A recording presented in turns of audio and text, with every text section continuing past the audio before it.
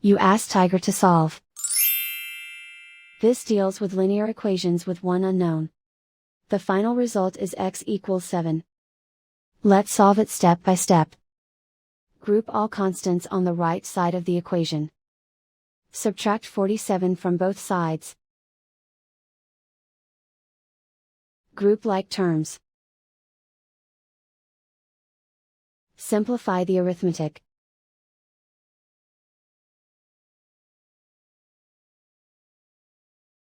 Isolate the x.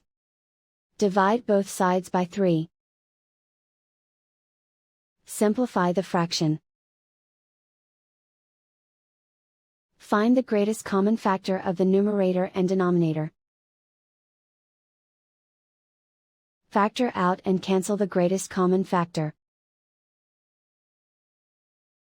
And so the final result is x equals 7.